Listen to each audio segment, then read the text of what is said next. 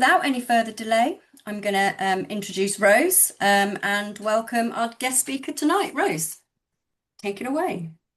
Thank you. Hi everyone, and thank you for being here. So my name is Rose, and I've been a therapeutic radiographer for many years. And today I wanted to share how my outreach work in Chinese-speaking Asian communities shaped my understanding of health inequality, not through theory, but through lived experience. This session will be reflective, practical, and honest. I won't be presenting perfect solution, but I hope to spark a conversation, a collective journey towards closing the gaps in cancer care by recognizing health inequalities and building true cultural awareness together. There will be two parts. My work within the Chinese community. Second part will be my own learning and reflection on strategies, policies, and collaboration that we can all contribute to towards more equitable services for our patients. I'd like to start with something simple. I never planned to work in health inequalities. It started simply, colleagues just kept asking me to translate and interpret it. As a radiotherapy student, as a volunteer, in clinical placement or healthcare events, can you help this patient, this person doesn't understand? I didn't think I was doing anything special. If someone needed help, I just help. That's what I thought. Later, I trained formally as a medical interpreter and worked in primary care. And that's when I realized something important. Translation is never just about language. It's about trust, fear, and whether someone feels safe enough to speak up or ask a question. Sometimes it's about whether they are getting the right treatment at all. We often talk about postcode lottery in healthcare, but what I saw was a completely different kind of lottery. It's your accent, your culture, your background, your confidence in speaking up, your ability to navigate a healthcare system that's not designed with you in mind, and whether the system understands you. During the COVID-19 pandemic, this became even clearer. Language, culture, socio-economic background, and healthcare access shaped the outcomes in ways that we could no longer ignore. At first, I wasn't sure what I can do. But at oncologist conferences, I listened to inspiring speakers share their experience working with different communities, who inspire me, not just identification of the problems, but the actions taken by professionals who use their expertise and leadership to address these disparities, meaning practical ways, and it made me ask, what is my responsibility as a healthcare professional? At the Astro in 2024, I took courage to the microphone and spoke with a panel discussing culture and equity in cancer care, topics close to my heart. That moment reinforced something important. If we want change, we must participate in the conversation. Following that experience, I reflected on my own practice. I realized that engaging with patients within hospital walls, not enough, and pushed me to step outside those walls. So I reached out to local Chinese community center and began offering outreach, building awareness of radiotherapy, supporting understanding of cancer care, and learning about truly matters to people we serve. Change doesn't always start with a big plan. Sometimes it starts with a simple question: can you help? So let's join my journey. A bit of background, look at some numbers, as we all love statistics. So the UK is home to one of the top 10 largest overseas Chinese communities in the world. Around about 450,000 people in England and Wales are Chinese.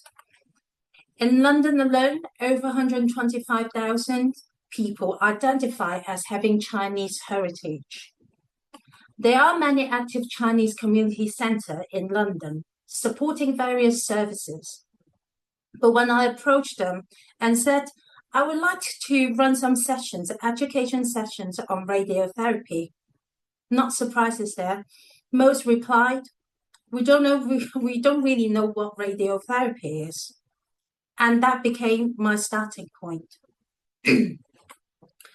My sessions usually cover radiotherapy overview, external and internal radiotherapy, side effects, management, the NHS cancer pathway, open access, patient-led follow-up, the importance of keeping a medical record in paper or digital form in case of emergency situation.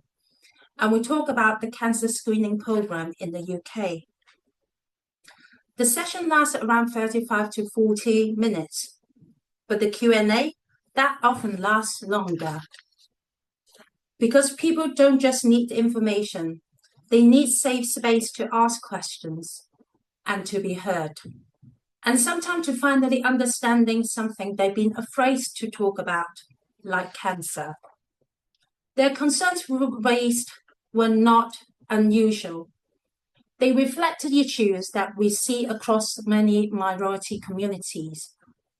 Challenging themes across many minority communities, like language barriers, fears of misunderstanding treatment, sometimes to do with the traditional or alternative therapy they might want to do. Shame around cancer, stigma around mental health, and also about difficulties getting trusted information or services. Health inequality doesn't look dramatic. Sometimes it looks like just a quiet confusion, and sometimes it looks like silence. So that was my experience working within the Chinese community. The stories, the barriers, and the lessons that stay with me. And when I realized is that these challenges aren't unique to one community. They appear in many different forms across our healthcare system. That's why the second part of today's session is really a continuation of that learning, taking what I gained from that experience and widen the lens to think about equity for all our patients. I've been fortunate to work across different departments and now in a truly multicultural and diverse department. Every day, I reminded that insight from one community can strengthen how we care for every community. When I'm sharing what I'm going to share next, isn't a checklist or tick box exercise, but a set of reflection and practical ideas, things that help me and my colleagues become more culturally effective. Some areas overlap. Because cultural competence is a journey, it's not a single step. So how are we going to develop culture-appropriate care? We can use the iceberg model to understand culture. Certain aspects are visible, like language, religious practice, the music taste, and however, some deeper elements such as their belief, the communication style, how they make their decision, and perceptions like about certain illnesses are less visible, but they are also equally important. In clinical practice, addressing cultural differences require develop cultural awareness, competence, and responsiveness, particularly toward those less visible factors. I'm going to focus on 5 key areas: language barriers, interpreting services, how patients access to services and information, getting treatment and psychological support, And last but not least, some cultural responsiveness ideas that what we can do. Communication in healthcare setting directly affects patient safety. Some patients don't have the vocabulary to describe symptoms. In some languages, negative question structure does not exist, when yes can mean two completely opposite things. For example, you are not being serious, are you? In some languages, it might mean yes, I agree, I'm not serious, or yes, I am serious. So sometimes yes does not mean yes. That is not misunderstanding. That's linguistic that we need to aware. So small changes matter. Ask clear, direct question. Avoid negative question. Check understanding. And avoid using like medical jargons, and aware of like some of the non-verbal cues. And simply just ask. So next, I'm going to talk about interpreting services. Yes, family helped, friends help, and bilingual hospital staff helped. But without trained interpreter, things might get filtered, softened, or misunderstood or omit. And even with trained interpreter, they can face some challenges. How about in a small community? How do we maintain confidentiality in practice? When you get the interpreter, they might know each other in that small community. How we're going to address that issue? Sometimes it's missing dialect. Language is not available. That might need to finding the availability of an interpreter can lead to delayed treatment or reschedule appointments. And sometimes we just make a very simple mistake. We talk to the interpreter instead of the patient. We lose eye contact. We lose the connection. Chinese is not a homogeneous term. It's not a single identity. They are different regions, dialects, migration, histories, and cultural practices. So let's try this mini quiz for 10 seconds. So can you identify which of them is written language and which is a spoken language or dialect? Okay, so just a few seconds. Okay. These are the answers. Did you get them right? And more importantly, does it really work that simple? No, because the answer is always depends on where someone is from. Which region, which country, which migration background, and these can vary widely.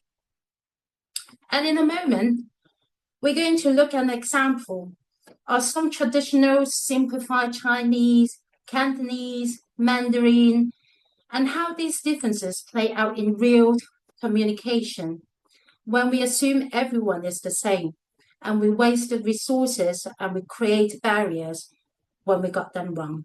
When we acknowledge these differences, we provide the care that actually reach people. So I'm going to play the sound to you. 睡觉 So the Chinese character for sleep is this one 睡觉 and sound like this. Can you all hear the sounds okay? Thank you. 睡觉睡觉 Similar or the same, but it's completely, slightly, well, different character. And next one. 瞓覺瞓覺 And these all mean sleep in English. Yes, the first two are in Mandarin and the last one is in Cantonese. So when we acknowledge these differences, we provide the care actually reaches people. So language barriers affect everything. It can affect how they access and getting GP appointments. screening, getting cancer screening services, how they participate at clinical trial, how they prepare and understand the treatment instructions, and in the healthcare system. And as we know, patient information is an essential part of informed consent. Patients need to understand their treatment to support compliance and better self-management. However, health literacy presents challenges, and information should be available in multiple formats, not just written or verbal, but also through infographics, video, or other accessible forms. I also did a little bit of research.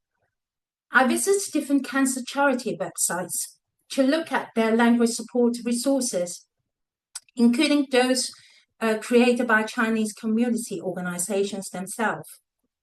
In the UK, what I found was surprising.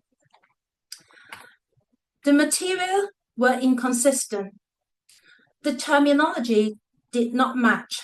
Some are outdated, some don't work. Some use traditional Chinese, some use simplified. Some were in Mandarin, some just others in Cantonese. There's no consistency. That was confusing even for native speakers. If I find it confusing, imagine how it feels for patients who are already anxious, overwhelmed, and trying to understand their cancer diagnosis or treatment. Let's have a pause and think about your organization. Do you have any language support services in your organization? Are they consistent? Do you know? And then it goes deeper. Who explain brachytherapy, such a sensitive topic, to patients to explain their gynecology or prostate cancer? Is it appropriate to use their family or young members of the family to translate?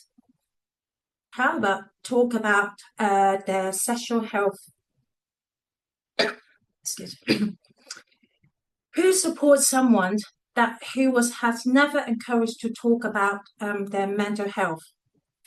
And a small communication gap becomes a bigger inequality in treatment and well-being. So what do we do? Do we have to learn every language and every culture? No. Understanding culture is not about placing people in boxes, and it's about opening doors. It's not about assumption or stereotype, and certainly not memorizing what I've got now on the screen about their custom or become expert in every belief. It's about creating a healthcare system where every person, every story has space to be heard. Curiosity and humility helped. Well, before I continue, I would like to share a fun fact from last week. Sometimes we think we're all so different. But have you ever considered that we might be actually share some similarity than we realized? Have you thought about the lunar calendar to bring people together? Like last week, this year, as a season we renewed coming together across cultures and faith and religions. From New Year's celebrations to Ramadan and the Christian journey beginning around this time. It marks a season of renewal, reflection, and celebration. We never thought about this. We thought they're all different. But in fact, we're all using the same lunar calendar. Have you thought about that? So when we talk about cultural competence, representation, communication, and inclusive practice, we are not adding extra tasks to healthcare. We are strengthening the foundations of a safe, equitable care. It starts with something much simpler, patient-centered care. See the person as a whole, not just their diagnosis, language, ethnicity, their gender, or their sexual orientation, but their lived experience as a whole.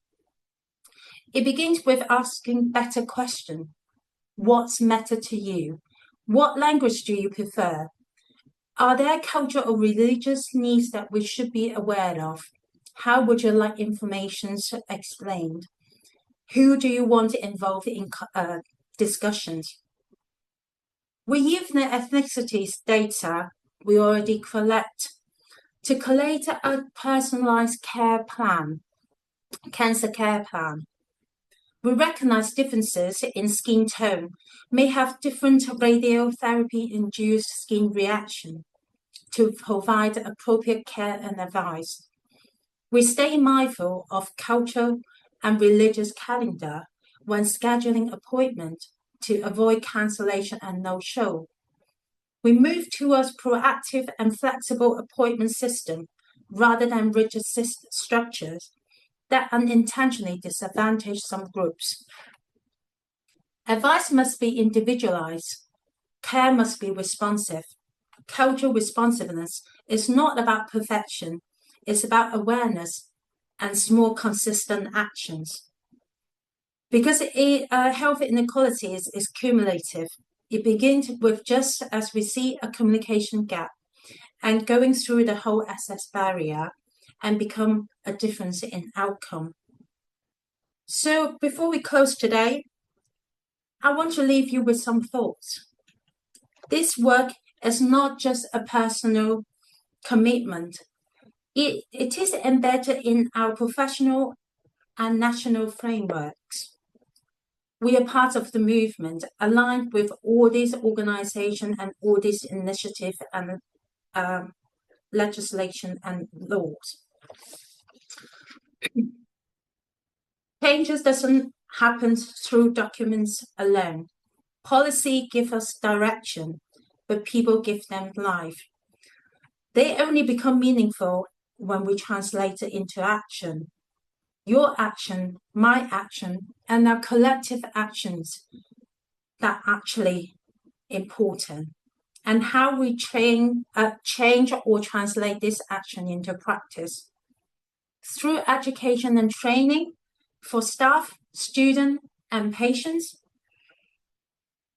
Encourage EDI conferences in your organizations to open that dialogue and communication and share learning spaces. Through some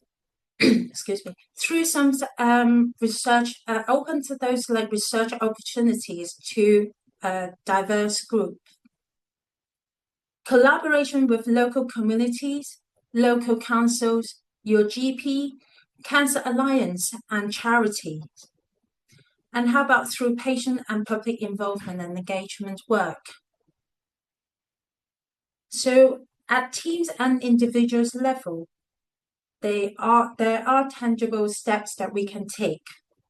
Maintain a list of staff with different cultures, background and language background to support urgent and emergency situation across the cancer pathway. Keep up with the EDI training. Establish initiative like Language Cup maybe to build a staff confidence. Use demographic data proactively to anticipate the need rather than react to problems. Embed a respectful inquiry about preferences into routine consultation. Develop flexible appointment system. Cultural responsiveness is not about perfection, remember. It's about awareness and action. So it happens through conversation, through courage, through showing up again and again to advocates for those voices are quiet or missing. So, and that's how we move from intention to impact, from policy to practice, and from awareness to action. Culture and language are dynamic. So we must meet that humility and curiosity, understand we can't rely on assumption, and that continuously learning is part of safe and compassionate care.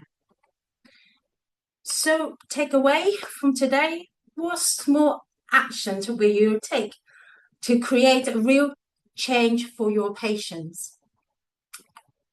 And these are my references. And thank you very much. And I'm open to any question or any discussion. Thank you.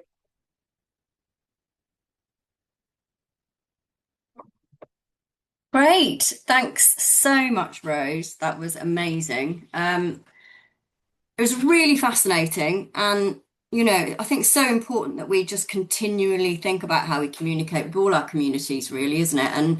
And just keep questioning if the information and support that we're providing is appropriate for this community, for this particular person. And it's just that individualized care, isn't it? I suppose, I've got a question. Do you have material in your radiotherapy department, Rose, that you've translated? No, I haven't, but I helped other charities Yeah. translation material. In my trust, we actually have what we call like patient information library online. So it's got it's like an AI generated information tools. You can go onto our website and then you can select like what your language, and it would automatically translate to verbal and written information. But as one of my slides says, the accuracy, and then also, as we know, technologies is fantastic, but sometimes you do get some technical glitch. It might not work. So Yeah. yeah. Yeah, totally.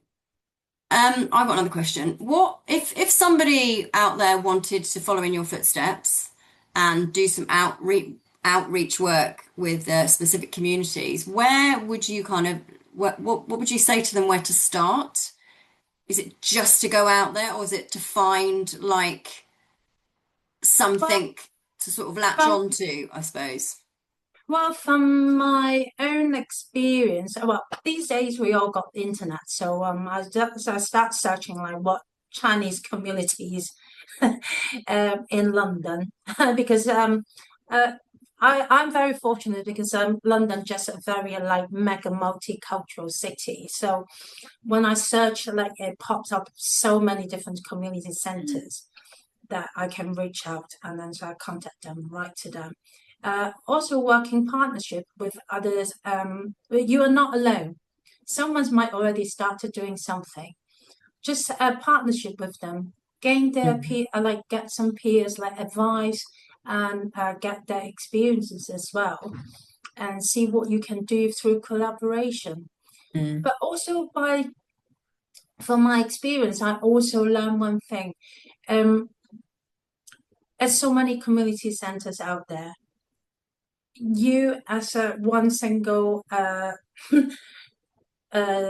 person, you can't reach out to so many of them. So it would be great to like get more people in doing something big together and reach out to our population. And that's the reason why my thought is maybe we can work with like a GP or like Cancer Alliance in your local region. So to make sure the community and the populations can access to that information and consistency as well. Yeah. Yeah. Yeah, I think that's definitely something that we've thought about in the charity is reaching out to those GP communities and just, just so that people know where to find trusted information, just a poster or something like that we can put up and they can come to our website for information. Just, Yeah. it's an interesting point. That's great. I don't think there's any more questions in the chat. I'm just having a quick look. Just a few comments, which I'll forward on to you afterwards, Rose. But lots of people just saying, thank you, such thought-provoking session. Thank you. So thanks, Rose. If you're able to stay with us, people, I'm just going to introduce and hand over to Gareth, who is our Policy and Research Officer, who just has a little update. Hi, everyone. Thank you, Lindsay. And thank you so much, Rose, for that. So, yes, I'm Gareth. I do policy and campaigns at RTUK. And I just wanted to talk to you as a group post the publication of the National Cancer Plan, which came out on World Cancer Day. which you may have seen, you may have read through, and you may have seen the commentary afterwards. And there's been quite a lot of that. We are grateful that there is a cancer plan, and we've waited a long time for it, so it's a good thing to have. You might have seen that there are, as always, some criticisms of it and some critique of it, and we are putting together our own response to it. I wanted to talk a little bit about the workforce element specifically and what we're doing to make sure that workforce is recognised properly. Now, I should say we've had the National Cancer Plan. We are told that in the spring we will have a workforce plan. I always caveat when government says spring lasts a very long time in government circles. So, we could be waiting some time. But what the workforce plan should do is give the clarity of how the government's going to achieve what they've set out to do in the cancer plan. And just as a reminder, the government themselves have set the target now of hitting the three targets, the 31 day and 62-day targets, all by 2029. They, having put those forward and said that's what they're going to do, we now want to hold them to that.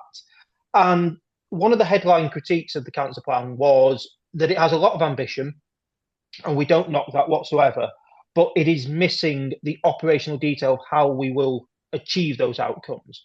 And some of you who've seen the data we put out and talk about will know in certain parts of the country we are a long way from, for instance, on the 62-day target, the 85% of patients that should apply to, we're a long way from that. So there needs to be work done to get us to it. And a key consideration for us, and for someone like me who has a background in policy and has seen far too many times policies come forward that sound great, look great, until you put them into practice and onto the front line, and they fall apart in seconds because they haven't had the proper level of consultation with people actually doing the job and doing the really difficult and complicated things that people like yourself are doing. We want to avoid that. We want to be really helpful to the government. We want to say, and we are saying, because we're in contact with the Department of Health and Social Care, we're here to help you, we're here to support you, but you need to listen to the voice of the workforce and be really clear about what is actually needed.